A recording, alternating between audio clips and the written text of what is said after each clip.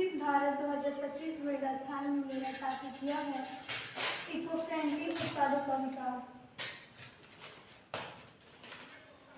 Eco friendly उत्पादों का विकास एक महत्वपूर्ण विषय है जो पर्यावरण संरक्षण और समाज के विकास के लिए आवश्यक है।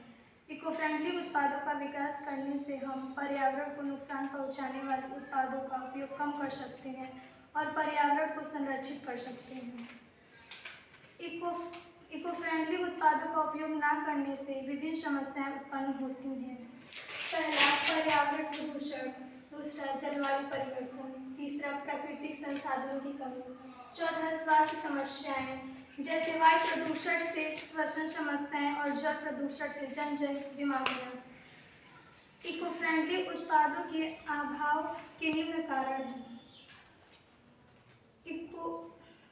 लोगों में जागरूकता की कमी। दूसरा, इको फ्रेंडली उत्पादों की लागत अधिक होने के कारण खरीदने में कठिनाई होती है। इको फ्रेंडली उत्पादों की गुणवत्ता अच्छी नहीं हो सकती। सरकारी समर्थन की कमी। इको फ्रेंडली उत्पादों के प्रकार। पहला, बायोडिग्रेडेबल उत्पाद। दूसरा, रिसाइक्लेबल उत्पाद। तीसरा, एनर्जी एफिशिएंट उत्पाद। इन समस्याओं का समाधान करने के लिए निम्न कदम उठाए जा सकते हैं। पहला, जागरूकता बढ़ाना, सब्सिडी और प्रोत्साहन, उपलब्धता बढ़ाना, गुणवत्ता में सुधार।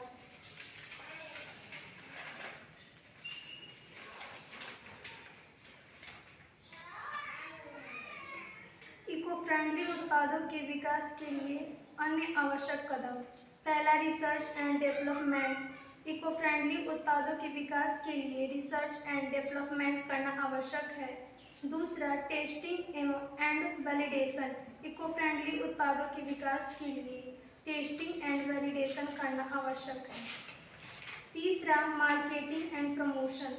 इको फ्रेंडली उत्पादों के विकास के लिए मार्केटिंग एंड प्रमोशन करना आवश्यक है।